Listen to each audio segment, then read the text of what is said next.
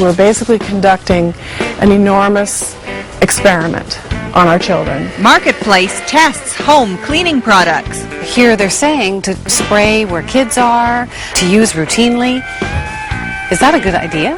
That's something that the parents should think about. When it comes to my son being injured, getting a refund is the least of my worries. People used to think that using mercury was safe. People used to think that using phosphorus was safe. Europe has banned hundreds of chemicals in cosmetics, not in Canada.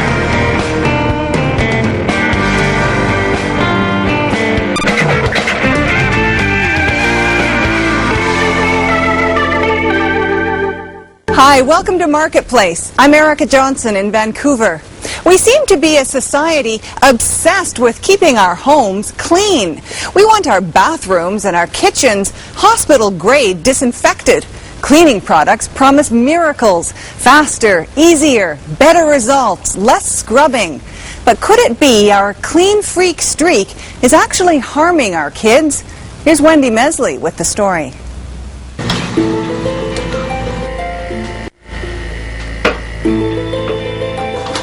Sean Ellis is hunting for something. Something in this house that's invisible. In the air, maybe. It could be the house, we're not sure. Something that could explain why this family keeps getting sick. Amanda Saul has severe respiratory problems. 5 weeks ago, she was rushed to the hospital because she couldn't breathe. I called Sean because I was having a lot of problems breathing-wise, and I wasn't sure if it had to do with the house, with the molds and stuff, or if it had to do with the quality of the house, or maybe even our cleaning products. Her oldest son, Kieran, is 3 years old. Like so many kids these days, he suffers from allergies, eczema, and recently, asthma. It's my oldest that I'm concerned about because he has asthma, so anything could trigger that. So Amanda turned to Ellis, a toxicologist who's begun marketing his services to anxious homeowners. Sean tests the air in people's homes, looking to see how many chemicals or other particulate matter may be floating there. There's a growing concern about the connection between people's health and their indoor environments. Sean tests for all kinds of things: mold, moisture, and more, he's testing for chemicals. Some of my clients using cleaners, especially if it's a combination of cleaners, can actually make them dizzy or have headaches. What he's talking about are cleaning products, like the ones Amanda and her husband use every day. Many of them contain chemicals. I think the majority of the awareness of cleaning products in people's homes are that a cleaning product is natural and safe. I don't think people consider cleaning products chemicals. And this young family likes their cleaners as much as anyone else.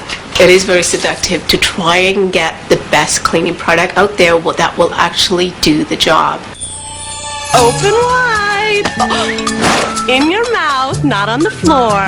Speaking of seductive, check out the advertising. The Come On to Parents is full of babies and young children looking adorable and oh so vulnerable. It's a parent's job to keep them free from germs. So, say the ads, spray that change table with Lysol, clean that high chair with disinfecting wipes, and don't forget to mop those floors before putting baby down to play.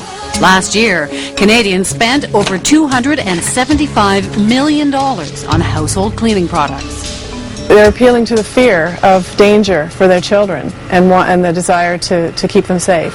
Lysol spray kills 99.9% of germs. Kathy Cooper is a senior researcher with the Canadian Environmental Law Association. What do you think when you see that? I find it very troubling that those kinds of chemicals are being sprayed in a child's crib. I think it's unnecessary, and I worry about the long-term toxicity. Cooper says there's a lot we don't know about the chemicals in our cleaners because companies are not required to tell us. In Vancouver, Larry Stoffman is an international expert on chemical hazards information. We're talking about children that are exposed to these products in the home, and they're exposed to these products on a 24-hour-day basis. We're also talking about hazardous ingredients that can have effects at very tiny, tiny levels of exposure. You never know, and you're never sure, what level is a safe level, and that assumption shouldn't be made. Ever look at the label of your favorite floor cleaner or furniture polish? There's not much on it. That's because companies are protected by trade secrets. If you do find an ingredient, it's there because it could blow up or poison you. Many other chemicals are not even listed. If you had the kind of labeling laws, for instance, they have in Europe, where it would tell you that this product contains something that may cause cancer, for example, and another similar product that does the same job doesn't, you might not buy the product that contains the carcinogen. We're basically conducting an enormous experiment on our children and our children's children. Sean Ellis is testing the air in parts of the house where cleaners are stored. He's measuring volatile organic compounds, or VOCs. You can always smell those cleaners even though they're all tightly sealed. Sure enough, everywhere the cleaning products are kept, the readings jump.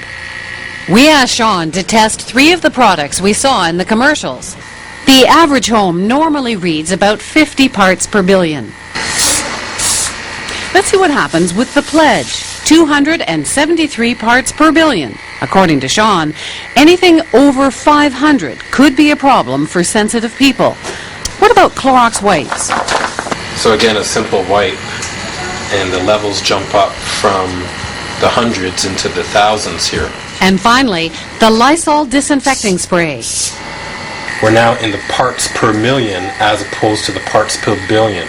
So you're looking at about 12,000. That's about 1,000 times higher than the Clorox. I'm cleaning the counters, but am I doing something opposite where I'm affecting my kids' respiratory problems? We live in an increasingly chemical society. Experts don't know how dangerous these chemicals might be, but they are starting to worry.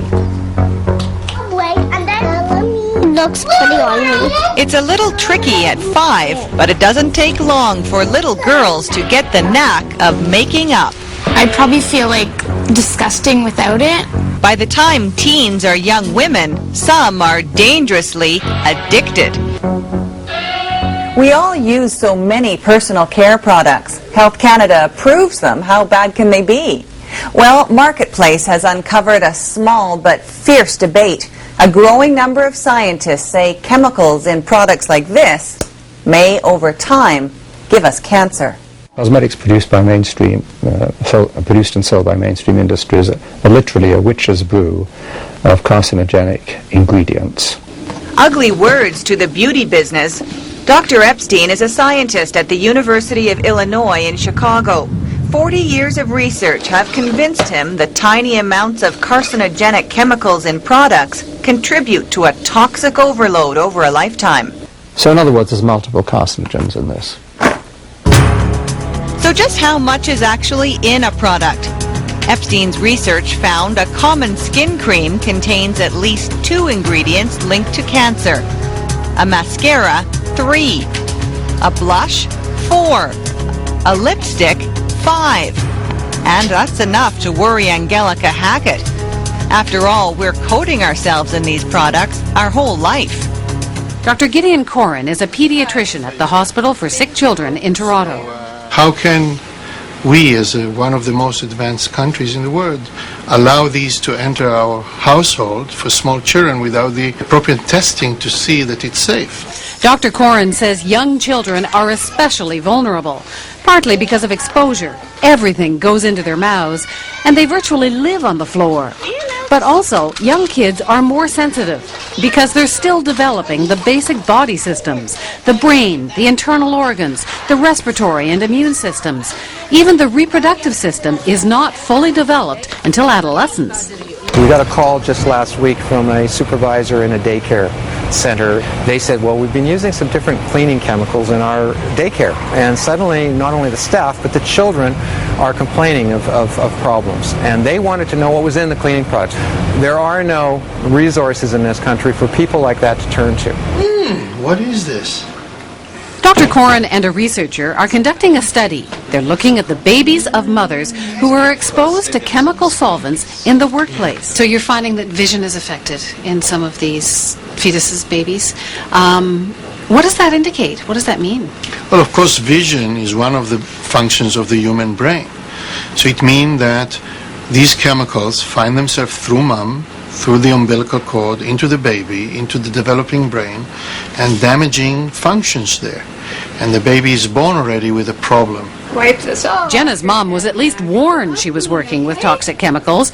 Manufacturers are obliged to release toxicology data in the workplace. When these same chemicals are used in the home, the exposure is lower, but no one knows what effect they may have, and there's no obligation to inform us. Dr. Corin isn't the only specialist to be increasingly concerned about what living in such a chemical society might be doing to our kids. Respiratory illness is the leading cause of admission to hospital for children. Childhood asthma has jumped 400% over the last 20 years. And after injuries, cancer is now the leading cause of death among children aged 5 to 9. There's increasing evidence of links between those kinds of chronic health effects in children and a certain range of chemicals in our environment. Can you smell? Yeah. So we went to see a chemist, Dr. Virginia Solaris. She's an indoor air quality expert. And we asked her, what's in some of these products being marketed to young families? This is one product we're looking at, Lysol Antibacterial Action. It does actually list ingredients, ethanol, 79%. And not just any ethanol, says Solaris, it's denatured ethanol. She's put together a book for us full of data sheets which list the hazards of specific chemicals in the workplace. Again, there's nothing like this available on the effect of these chemicals when used in the home. Here's what Solaris discovered about denatured ethanol. May cause irritation of eyes and mucous membranes, may cause central nervous system depression if inhaled or ingested. So, we now know everything that's in the Lysol, do you think? No, there's more? Yep, says Solaris. There's also alkyl dimethyl benzyl ammonium chloride. This is a class of compounds that act as a disinfectant or biocide. Which means it's a pesticide. It's harmful by inhalation, ingestion, and through skin contact. So we've learned that in this can, there are products that can cause skin irritation or irritation to the lung, even neurological implications. And yet here they're saying to, spray where kids are, to use it every day or at least use routinely. Is that a good idea? Well, that's something that the parents should think about. Do they want to spray the air that people are breathing, or the kids, the toys or surfaces that the children are touching? Do they want them sprayed? Okay, now this is Clorox disinfecting wipes. It says to wipe surfaces throughout the house, kitchen, and bathroom. Playpens. It lists two products, dimethylbenzyl ammonium chloride and dimethylethylbenzyl ammonium chloride. Again, like in the Lysol, more pesticides with possible harmful effects. If you find that it has an ingredient which is a chemical, you can't even pronounce it, you don't know what it is, you don't know how it can affect you, I think it's about time you think, should I be using this? Now here is another product. This is Pledge. There's no ingredients listed at all. It has silicones and it has butane gas. Like in the lighter? Yes, and propane. Like in the barbecue? Exactly. So what do they do, butane and propane? May be harmful if inhaled. Eye irritant and narcotic, meaning it can affect your brain. And then there's the glass cleaners. What's in them? Some of them have what are called glycol ethers. There's concern over these products because for workers who are exposed occupationally, they've been seeing some reproductive effects, and so in the semiconductor industry, they're being phased out. What about all the laundry detergents and fabric softeners? I think people assume that they're safe. Is there any cause for concern with chemicals in those? You'd be amazed at the number of chemicals that are used in detergents. They have chemicals to prevent the dirt from sticking back onto the clothing. They've got chemicals to oxidize, and of course you've got the perfumes. You may not be rinsing away all of those chemicals. What kind of exposure do you need to those chemicals before it's harmful? We don't really know. But we know at some level it can be harmful. That's right. There's a labeling system in the workplace that has symbols for both acute and chronic hazards and statements that are supposed to warn you about those hazards. It will disclose whether it contains a carcinogen in it or a reproductive toxin or some other chronic health hazard. Some of these same chemicals are in consumer products, but there's nothing on the label like that for the consumer product. All household cleaners fall under the Hazardous Products Act, which is almost 40 years old. They're also regulated by something called the Consumer Chemicals and Containers Regulations. Labels are required to provide hazard symbols like poison and flammable, and they have to give information about first aid treatments for those ingredients. But there's no requirement to list other chemicals that could cause long-term health effects, and no warnings that say anything like may cause respiratory problems. People assume that if it's on the shelf, it's been tested, it's safe.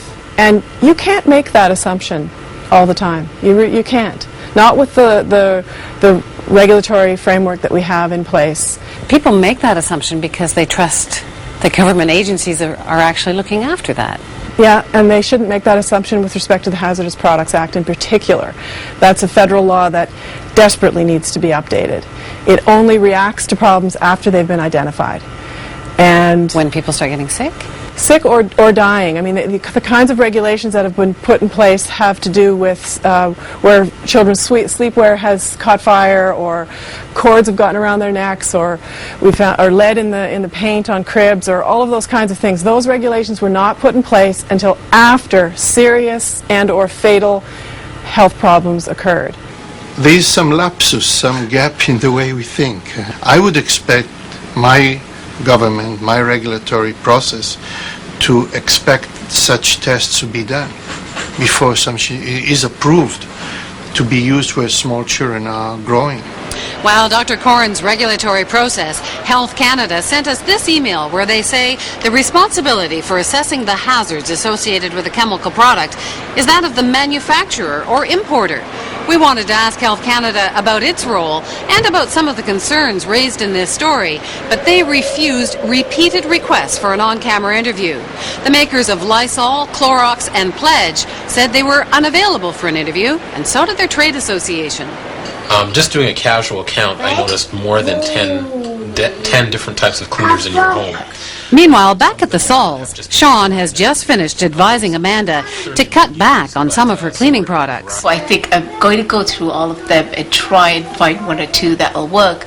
But also another way I might do it too is to try and see what natural products are out there. And if there's a demand for that, the industry will provide it.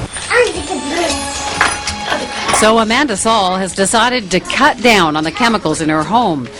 But she'll have to figure it out on her own. For the time being, at least, the government and manufacturers are under no obligation to help her.